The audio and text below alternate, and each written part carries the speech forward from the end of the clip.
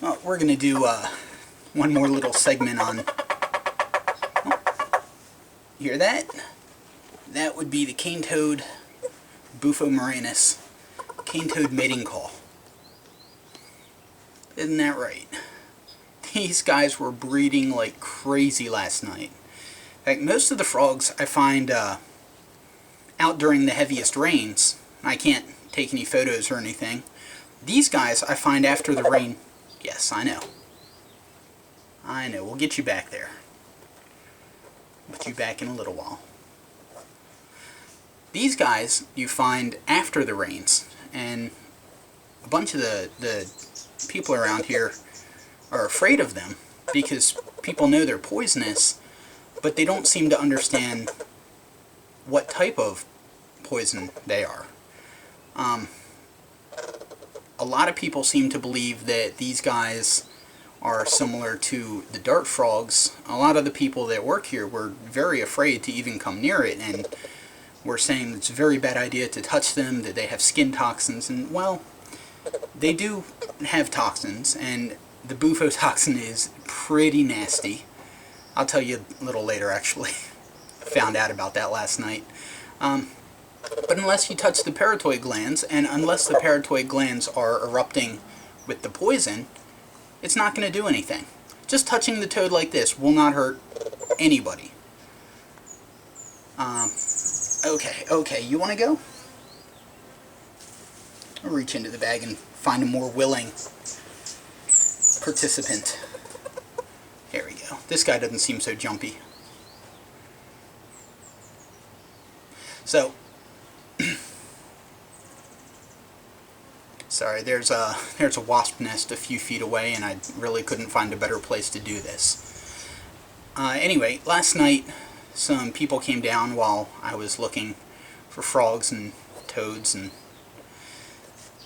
whatever fun little herp stuff might be out, and they saw these guys and were asking me if these were cane toads. I was telling them that they were and showing them where the poison gland is, things like that, and I went to squeeze the gland, and I've already done it in one of the videos, and I don't want to stress this toad out, so I'm not going to do it, but you can see in the earlier video what happens. You squeeze it a little bit, just like a predator going to bite him, and the white Bufo poison, Bufo toxin comes out.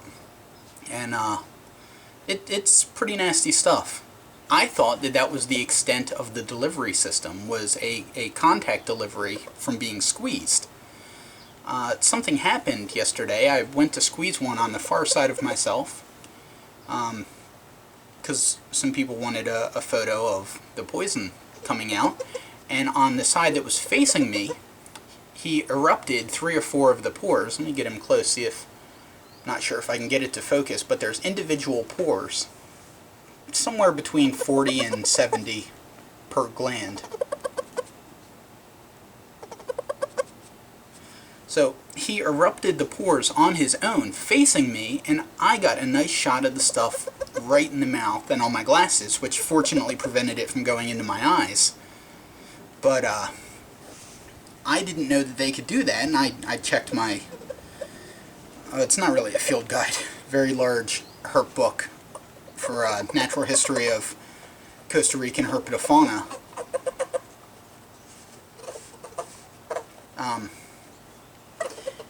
And it said that that's a common defense, that they can erupt the glands on their own, and I was a little bit concerned. I didn't swallow for the few minutes it took me to get some water, and actually ended up washing my lips off with bathroom soap.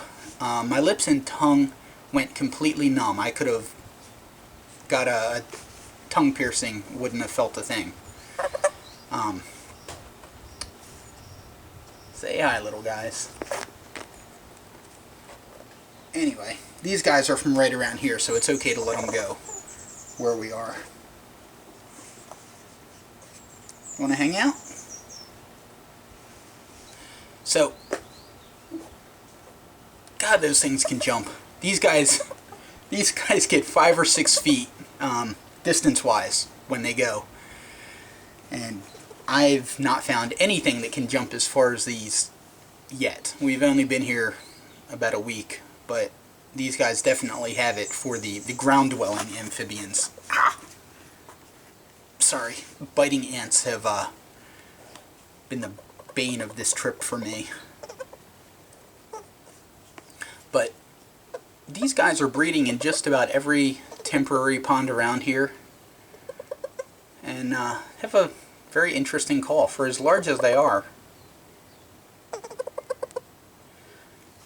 It's not a very deep sound. I was expecting something more like the traditional toad trill, but deeper, and this really doesn't sound much different than you want to go back? Find some ladies? Alright. Oh, that was the last cane toad. There were seven in that bag. So, I haven't found their call to be really that different from any of the other toads, even the ones that are a third their size. So, how about you?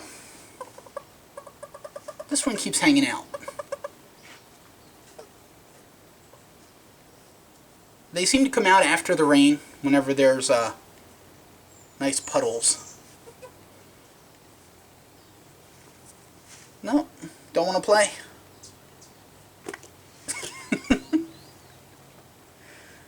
I wish I had that on film. He just ate a millipede. He jumped right off my arm, hit the ground, and got a millipede. Well, these guys have nothing but eating and breeding on their minds at all times. I was throwing little bugs in with them last night in the bathtub while I was keeping them overnight, and they were, man, the bugs didn't last 2 seconds. Even after what I would consider a stressful time being captured and put in a bag, they could not care less. I had one female in there, and I had to release her last night because the 7 males just ganged up, and I was afraid they were going to drown her. So, that's the marine toad. We'll see you guys in the next video.